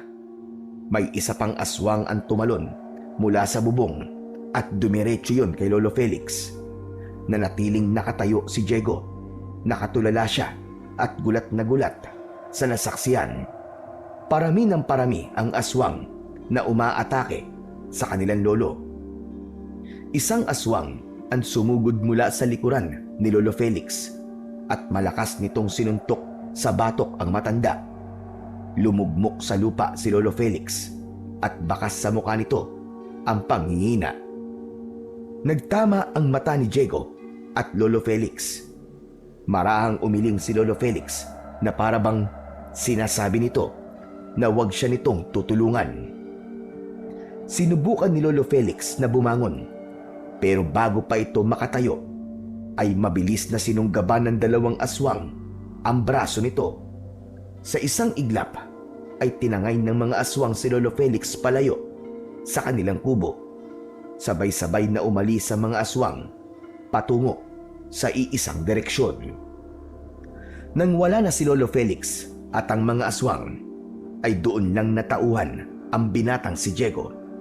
Napagtanto niya na hindi isang panaginip ang kanyang nasaksiyan. Nagkukumahog siyang lumabas ng kubo at tinahak ang direksyong pinuntahan ng mga aswang. Hoy! Mga hayop kayo! Ibalik niyo lolo ko! Lolo Felix! Lolo! Ngunit bigo si Diego na mahabol ang mga aswang. Nawala na ang mga yon sa kanyang paningin. Nangihina siyang napaluhod sa lupa at hindi alam ang gagawin. Hindi na napigilan ni Diego ang pagluha dahil nangyari na ang kanyang kinatatakutan. Walang nagawa si Diego kundi ang luha ang bumalik sa kanilang kubo. Pagdating niya roon ay nakatayo si Eman sa pintuan ng kanilang silid. May pagtataka sa mukha nito nang makita nitong umiiyak siya. Kuya, bakit ka umiiyak? Saan ka galing? Saka, bakit wala si Lolo Felix sa kwarto niya? Eman, si Lolo Felix. Dinukot siya ng mga aswang. Ano? Paano nangyari yun? Hindi pwedeng makuha ng mga aswang si Lolo Felix. Walang laban ng mga aswang sa kanya. Totoo ang sinasabi ko, Eman. Napakarami nila. Kinuha nila si Lolo. Napaluhan na rin si Eman. Humikbi ito at lumapit kay Diego. Ibig mo ba't sabihin? Wala na si Lolo, kuya. Patay na siya. Hindi ko alam, Eman. Hindi ko alam. Nang gabing yon, ay tila tinakasan ng lakas ang magkapatid. Pakiramdam nila ay namatay sila sa pagkawala ni Lolo Felix. Litong-lito sila at hindi nila alam ang kanilang gagawin. Kinabukasan, maagang nagtungo sina Diego at Eman sa bahay ni Kapitan Jose. Kumatok sila sa pinto at pinagbuksan sila ng kapitan na mukhang bagong gising. Diego, Eman, anong ginagawa niyo rito ng ganito kaaga? May pinapasabi ba si Mang Felix? Kapitan, kailangan po namin ng tulong nyo. Dinukot po ng mga aswang si Lolo Felix kagabi. Nagtungo po sila sa direksyon ng kagubatan. Diyos ko, totoo ba ang sinasabi mo, Diego? Opo, Kapitan. Wala pong nagawa si Lolo dahil napakarami po nila. Pinagtulungan po nila si Lolo Felix. Kung ganun, wala nang makikipaglaban sa mga aswang. Diyos ko, mas lalo na manganganib ang ating baryo ngayon. Kaya nga po kami nandito para humingi po ng tulong sa inyo. Iligtas po natin si Lolo mula sa mga aswang na yon. Nakita ko po na buhay pa po si Lolo nang tangayin po siya ng mga aswang. Anong ibig mo sabihin, Diego? Magtutungo tayo sa gubat at hahanapin natin si Mang Felix, ganun ba? Ganun na nga po. Sabihan niyo po ang mga tanod niyo, pati po ang ibang mga kalalakihan. Pwede rin po tumulong sa atin. Kapag mas marami po tayo, sigurado ako na malaki ang tsansa nating manalo sa mga aswang. Inabahan si Diego nang biglang umiling si Kapitan Jose. Bumuntong hininga ito at ipinatong ang kamay nito sa balikat ni Diego. Diego, iyo, tatapatin na kita. Kahit isa, ay walang may kakayahan na makipaglaban sa mga aswang dito sa baryo natin. Tanging ang lolo nyo lamang ang may kaalaman pagdating sa ganyang bagay. Isa pa, kung dinukot si Mang Felix ng mga aswang, sigurado ako na sa oras na to ay wala na siya. Ikinalulungkot ko, pero huli na ang lahat, Diego. Patay na ang inyong Lolo Felix. Hindi totoo yan, Kapitan. Hindi pa patay si Lolo Felix. Kitang-kita ko, buhay pa siya nang tangayin siya ng mga aswang. Maniwala kayo sa akin. Ngunit hindi lingid sa inyong kaalaman na maraming aswang na nakalaban nun ng inyong lolo.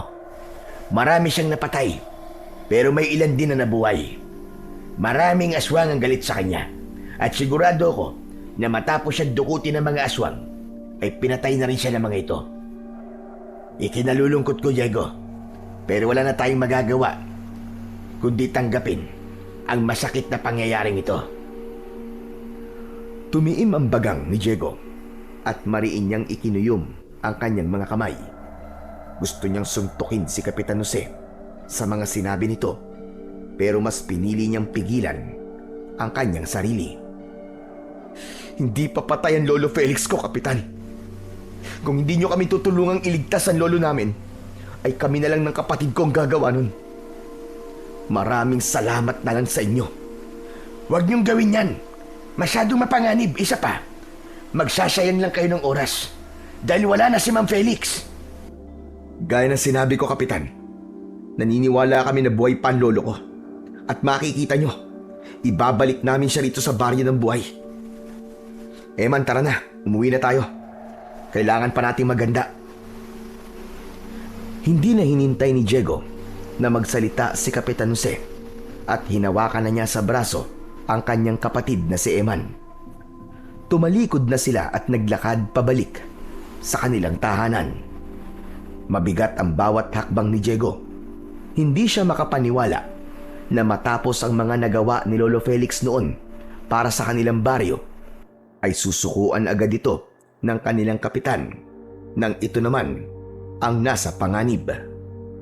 Pagdating nila sa kanilang bahay, ay dumiretso si Diego sa kwarto nilang magkapatid. Mula sa ilalim ng papag ay inilabas niya ang mahabang kahon kung saan nakalagay ang mga gamit ng kanyang lolo. Kuya, sa tingin mo, totoo kaya ang sinabi ni Kapitan Jose na patay na si Lolo Felix? Hindi totoo yun, Eman. Huwag kang maniniwala sa kanya.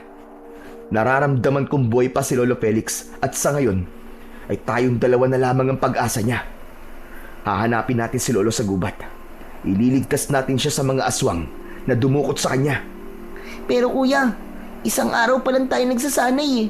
Sa tingin mo ay kaya natin ang mga aswang? Kailangan kayanin natin. Ito na ang pagkakataon natin para bumawi kay Lolo. Palagi na lang siya nahihirapan sa atin dahil tamad tayo. Kahit nagagalit siya sa atin, ay hindi pa rin niya tayo natitiis. Ipakita natin sa kanya na kaya nating magbago. Sa bagay, tama ka kuya. Ang laki na ng hirap ni Lolo Felix sa ating dalawa. Kaya sasama ako sa iyo, Kuya Diego. Ililigtas natin si Lolo. Pinagmasdan ni Diego ang kahon ng mga kagamitan ni Lolo Felix. Hindi pa rin maalis sa isip niya ang itsura ng mga aswang at ang paraan ng pagdukot ng mga yon sa kanilang lolo. Sa unang pagkakataon, naramdaman niya ang bigat ng pagiging walang silbi. Lagi silang umaasa kay Lolo Felix at ngayong nawala ito sa isang iglap, ay doon niya napagtanto na hindi nila kayang mabuhay nang wala ito. Hindi man sila sigurado kung buhay pa ang matanda, pero alam niyang hindi pwedeng wala silang gawin. Kinuha ni Diego ang isang lumang bag at inilagay niya roon ang mga kagamitang nasa kahon. Habang ang tungkod ay hinawakan niya, naglagay din sila roon ng mga tinapay at tubig na nasa plastik na bote. Hindi rin nila kinalimutan ang dalawang itak na magsisilbi nilang sandata. Alam ni Diego na pareha silang takot ni Eman, pero wala na silang pwedeng asahan kundi ang isa't isa. Matapos ang mabilis na paghahanda, ay umalis na sila sa kanilang bahay. Sa kanilang paglalakad patungo sa gubat, ay nakasalubong nila si Obet. Oh, saan na naman ang punta niyo magkapatid? At may dala pa kayong bag. Huwag niyo sabihin na, pinalayas na kay ni Lolo Felix kasi hindi na natiis ang katamaran niyo. Obet, ililigtas namin si Lolo Felix sa mga aswang na dumukot sa kanya. Kaya pwede ba? Wala kaming oras sa mga biro mo. Ano ka mo? Paano nangyari yun? Wala akong panahon magkwento sa'yo, Obet. Nagmamadali kami. Nagpatuloy sa mabilis na paglalakad ang magkapatid. Hinabol sila ni Obet at sumabay ito sa kanilang paglalakad. Teka! Sasama ako sa inyong dalawa. Tutulungan ko kayong iligtas si Lolo Felix. Napahinto si Diego. Tinignan niya si Obet at ang unang pumasok sa isip niya ay pauwiin na ito. Ngunit napagtanto niya na mas magkakaroon sila ng laban sa mga aswang kung mas marami sila. Kaya sa huli, pumayag na si Diego na sumama sa kanila si Obet sa pagliligtas sa kanilang Lolo Felix. Pagkalipas ng ilang minuto, ay narating na nila ang loob ng kagubatan. Maingat ang bawat hakbang nila dahil basa ang lupang kanilang nilalakaran. Habang tumatagal sila sa paglalakad, ay unti-unting dumidilim ang paligid. Maya-maya pa ay huminto si Diego at mahigpit niyang hinawakan ang tungkod. Teka, bakit ka ba may dalang tungkod, Diego? Para ka namang matandang ermitanyo niyan eh. Hindi basta-bastang tungkod to, Obet. Ito magtuturo sa atin sa kinaroroonan ni Lolo Felix. Kailangan makarating tayo sa kanya bago sumapit ang dilim. Matiim na tinitigan ni Diego ang tungkod. Sa kabila ng walang kaalaman kung paano yun gamitin, ay umasa siya. Napapakinggan siya ng tungkod. Gabay na tungkod. Nakikiusap ako sa'yo. Ituro mo sa amin ang kinaroroonan ni Lolo Felix. Gamitin mo ang taglay mong kapangyarihan upang matuntun namin kung saan siya dinala ng mga aswang. Matapos yung sabihin ni Diego, ay naramdaman niya ang bahagyang pag-iinit ng tungkod. Mas lalong tumahimik ang paligid at sa loob ng utak ni Diego ay may narinig siyang malalim na tinig na ibinubulong sa kanya kung saan sila dapat magtungo. Dito tayo sa kaliwa. Napalunok si Diego. Hindi niya alam kung guni-guni lang yon, pero ang kamay niyang may hawak ng tungkod ay kusa nang kumilos. Para bang may humahatak sa kanya patungo sa direksyon kung nasaan si Lolo Felix. Malalaki ang hakbang ni Diego habang nakasunod sa kanya sina Eman at Obet. Sa loob-loob niya, sigurado siya na ginagabayan siya ng tungkod. Makalipas ang ilang oras ng paglalakad, ay sandaling huminto ang tatlo upang magpahinga. Kumain sila ng tinapay at uminom ng tubig. Sigurado ba kayo na buhay pa si Lolo Felix? Masamang tinignan ni Diego at Eman si Obet. Alanganing ngumiti naman si Obet at sabay uminom ng tubig. Wala akong masamang ibig sabihin sa sinabi ko ha. Huwag din naman akong tigdan ng ganyan. Malakas ang pakiramdam ko na buhay pa si Lolo Obet. Isa pa, hindi namin kayang manatili sa bahay nang walang ginagawa. Nox, ibang-iba ka na magsalita ngayon, Diego ha. Pero sigurado ko na matutuwa si Lolo Felix kasi sa wakas ay hindi na kayo tinatamad. Aba, dapat lang kasi buhay ng lolo niyo ang nakataya rito. Matapos ang maikling pagpapahinga, ay nagpatuloy na ang tatlo sa paglalakad. Maya-maya pa ay napansin nila na unti-unti nang lumulubog ang araw. At makalipas nga lang ang ilang oras ng walang tigil na paglalakad, ay nakita nila sa hindi kalayuan ang tila isang maliit na baryo sa gitna ng kagubatan. Meron dung mga kubol, may mga tao rin, pero malakas ang pakiramdam ni Diego na yun na ang kuta ng mga aswang at naroon ang kanilang Lolo Felix. Nagtago sila sa likod ng isang makapal na halaman. May mga tao pala rito. Magtanong kaya tayo sa kanila at baka alam nila kung nasan si Lolo Felix. Nagkakamali ka, Obet. Hindi sila mga tao. Mga aswang sila. Pero kailangan ko makasiguro. Binuksan ni Diego ang bag at mula roon ay inilabas niya ang pulang panyo. Itinali niya yon sa kanyang leeg. Kuya, anong gagawin mo? Titignan ko kung nandun si Lolo Felix. Hindi ba sabi ni Lolo, kapag suot ng isang tao ang panyong to, ay hindi siya makikita ng mga aswang? Kaya kapag hindi ako nakita ng mga taong naroroon, ang ibig sabihin ay mga aswang sila.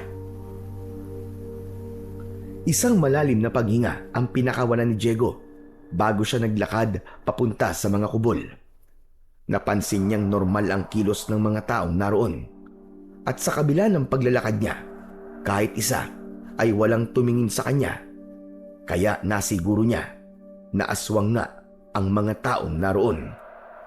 Iwinaksi ni Diego ang takot at sinimulan niyang isa-isahin ang mga kubol sa pag-asang makikita niya roon ang kanyang Lolo Felix. Sa unang 3 kubol ay bigo siyang makita ang matanda. Sa pang-5 kubol ay sumilip si Diego sa maliit na bintana mula sa labas. Bumilis ang tibok ng kanyang puso nang makita niya roon si Lolo Felix. Pusang nalaglag ang luha niya nang makita niya si Lolo Felix na nakatali ang mga paa at kamay. Nakahiga ito sa lupa. Puno ito ng sugat at natuyong dugo.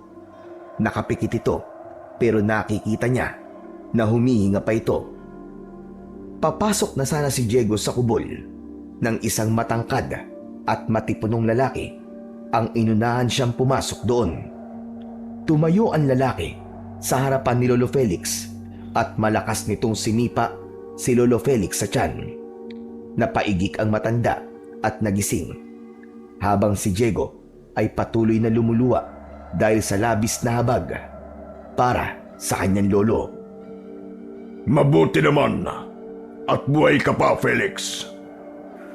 Wala akong balak na mamatay dito sa kuta niyo, Marduk. Hindi ako papayag na magtagumpay kang patayin ako. Yan ang gusto ko sa'yo. Kahit alam mong wala ka ng laban, ay malakas pa rin ang loob mo. Ngunit huwag kang mag-alala dahil mamayang gabi ay tatapusin ko na ang paghihirap mo. Ako mismo ang papatay sa'yo sa harapan ng aking mga alagad. Hindi na ako makapaghintay na magiganti sa minsang pagtalo mo sa akin noon.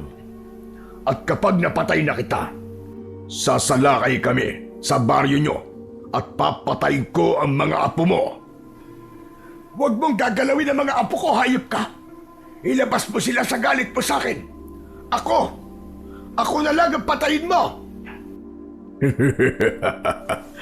Wala ka sa posisyon para diktahan ako, tanda. Muling sinipa ni Marduk sa tiyan si Lolo Felix. Malakas itong tumawa bago ito lumabas ng kubol na yon. Labis ang awang naramdaman ni Diego para sa kanyang Lolo Felix.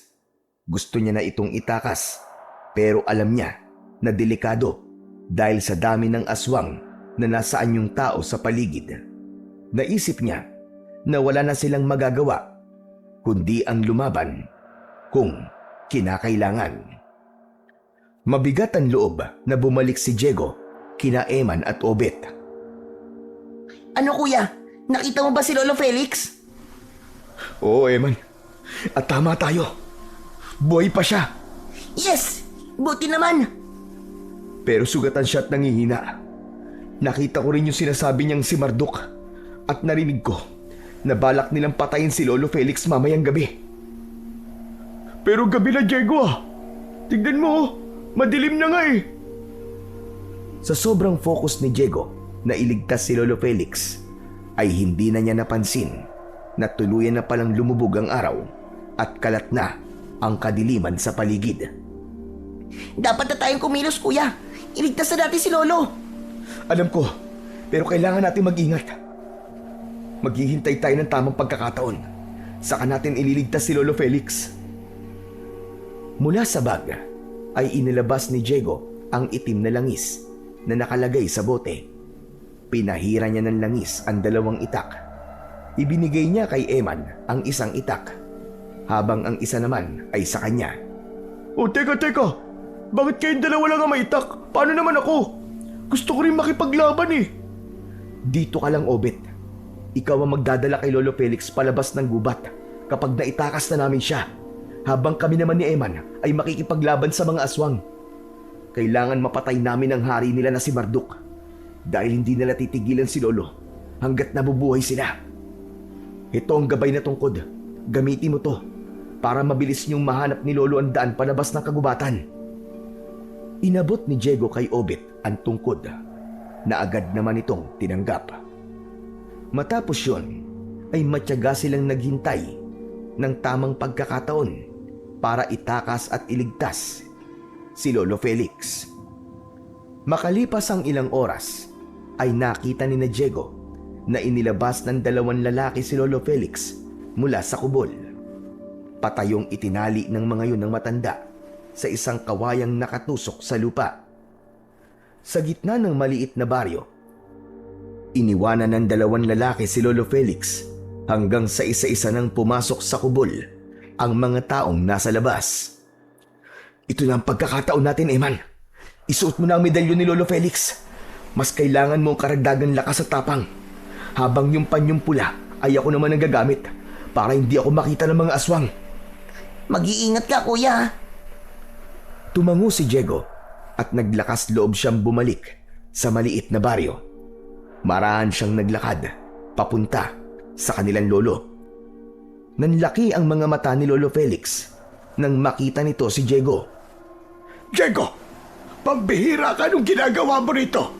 Umalis ka na at baka makita ka pa ng mga aswang. Huwag po kayo mag-alala, Lolo. Suot ko po ang pulang panyo kaya hindi po nila ako makikita. Huwag na lang po kayo maingay at baka marinig pa nila tayo. Maingat ngunit mabilis na kumilos si Diego. Gamit ang itak ay pinutol niya ang lubid na nakatali sa likod ng kamay ni Lolo Felix. Ngunit habang ginagawa niya yon, sa hindi inaasahang pagkakataon ay biglang bumuhos ang malakas na ulan. Nabasa ang pulang panyo at nilukob siya ng kaba dahil alam niya na mawawalan ng bisa ang kapangyarihan ng panyo. Sa sandaling mabasa yun. Umalis ka na, Diego! Basa na po ng panyo! Makikita ka na ng mga aswang! Hindi, Lolo Felix! Hindi ako aalis dito nang hindi ka kasama!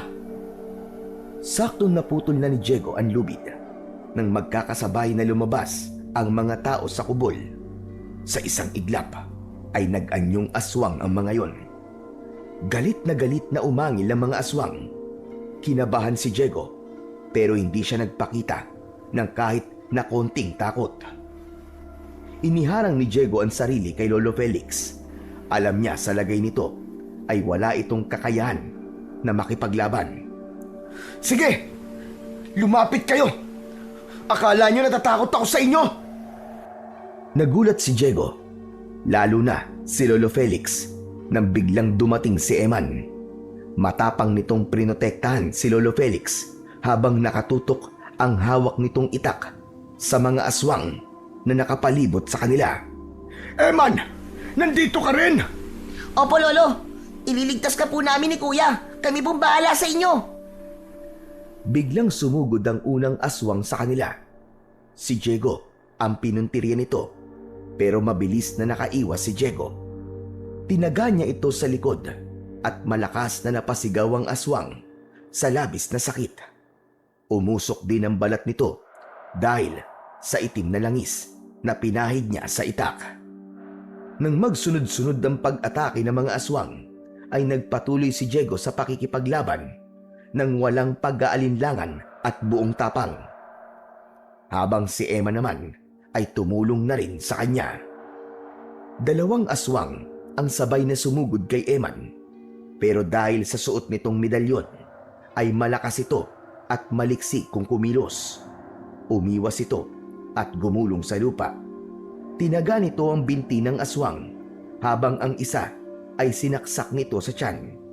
Nang mapaluhod ang aswang na tinamaan ng itak sa binti, ay nilaslas nito ang leeg nun. Napamaang si Diego sa ipinakitang galing ni Eman. Isa-isang bumagsak ang mga aswang. May sumugod kay Diego mula sa itaas ng puno, pero sinalubong niya ito ng saksak sa dibdib na agad nitong ikinamatay. Makalipas ang ilang sandali, ay napakarami ng aswang ang nakahandusay. Hindi makapaniwala sina Diego at Eman na lahat ng yun ay kanilang nagawa.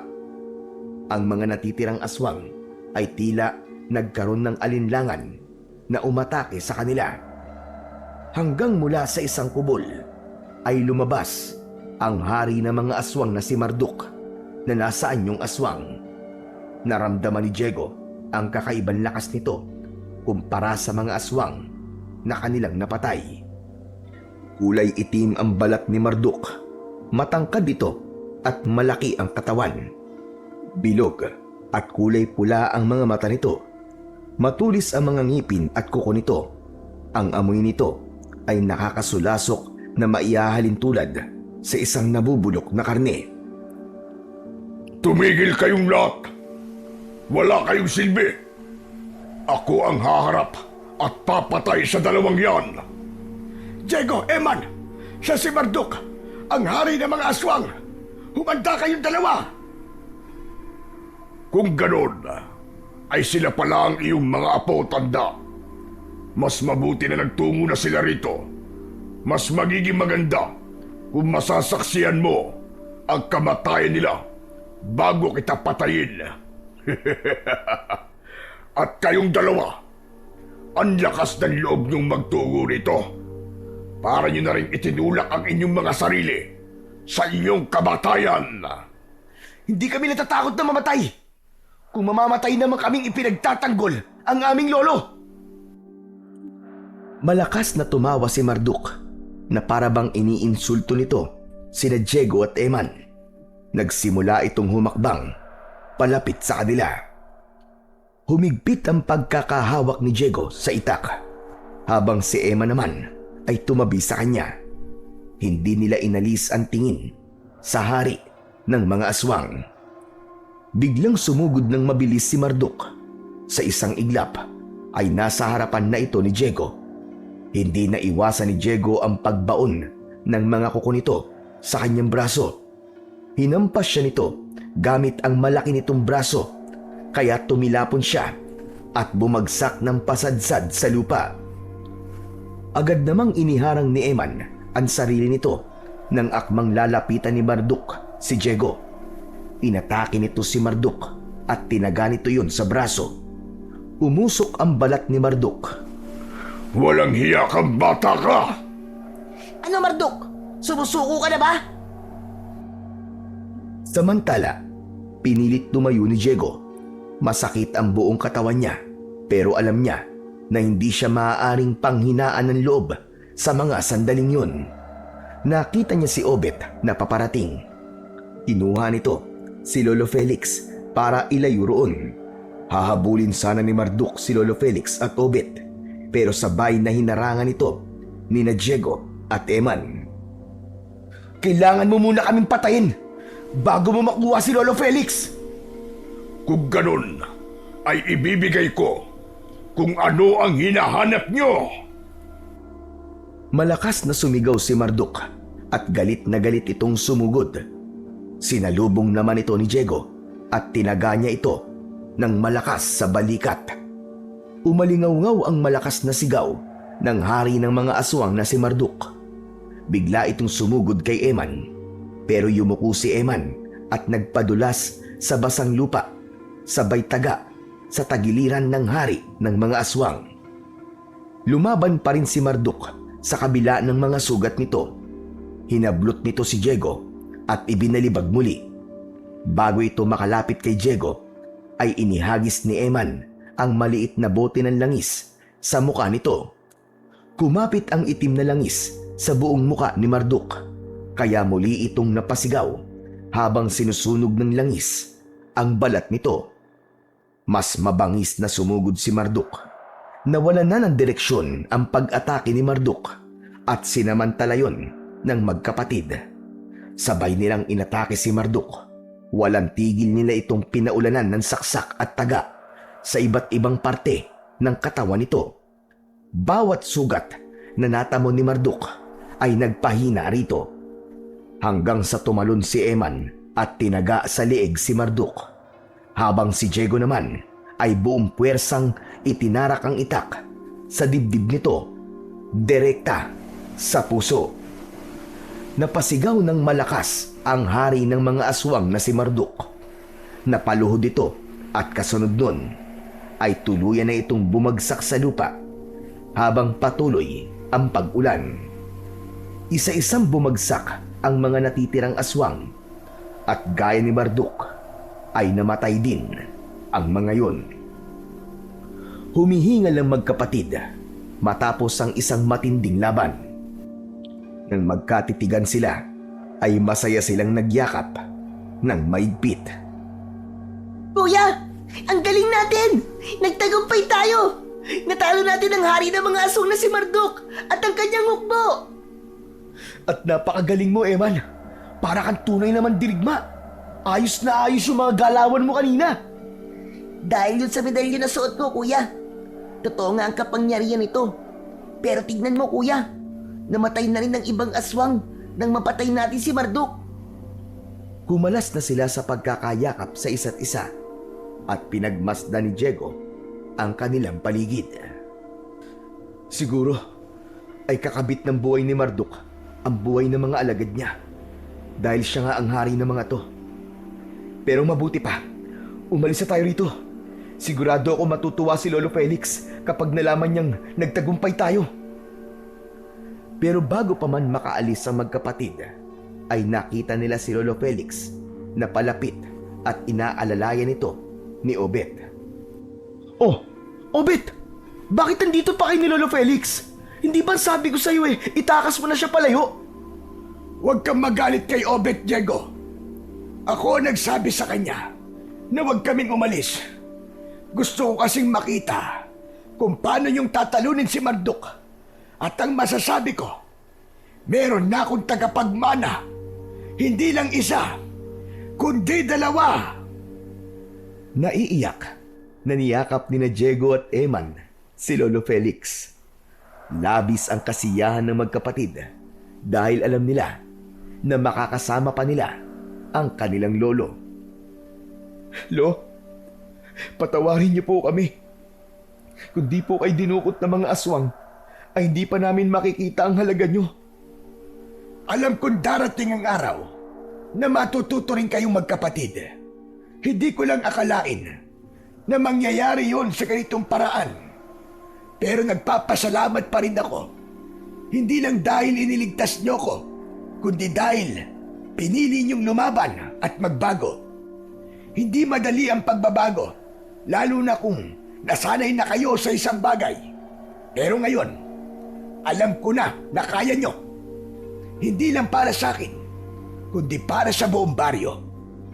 Ipinagmamalaki ko kayo, mga apo ko. Salamat po, Lo. Hindi na po kami babalik sa dati. Pinapangako ko po yan sa inyo.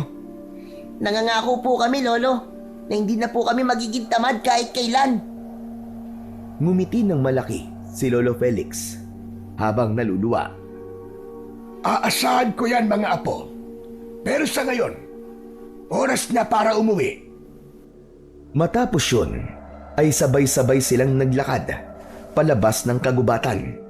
Pinagtulungan ni na Diego at Eman na alalayan ng kanilang lolo dahil hirap pa rin itong maglakad dahil sa mga sugat nito sa katawan. Mabilis naman nilang nahanap ang tamang daan sa tulong ng gabay na tungkod. Nang makabalik na sila sa kanilang baryo, ay nakita nila si Kapitan Jose at hindi ito makapaniwala nang nakita nitong buhay na buhay si Lolo Felix. Halata sa mukha ng kapitan ang hiya at pagsisisi nang lapitan sila nito dahil hindi ito tumulong kina Diego para iligtas si Lolo Felix. Ganun pa man, pinatawad nila ito dahil ang importante ay buhay silang lahat at ligtas. Sa mga sumunod na linggo, unti-unting bumalik ang sigla ng baryo. Naging mas masigla ang pagtutulungan ng bawat isa at hindi na muling nakita ang mga aswang sa lugar nila. Sina Diego at Eman na dating kilala bilang pinakatamad sa kanilang baryo ay naging halimbawa ng pagbabago. Naging mas masipag sila sa pagtulong kay Lolo Felix sa mga gawain sa bahay at naghanap na rin ng trabaho si Diego. Natutunan ng magkapatid na ang tunay na lakas ay hindi galing sa agimat o sandata, kundi sa desisyong tumayo, lumaban at magbago para sa mga mahal nila sa buhay.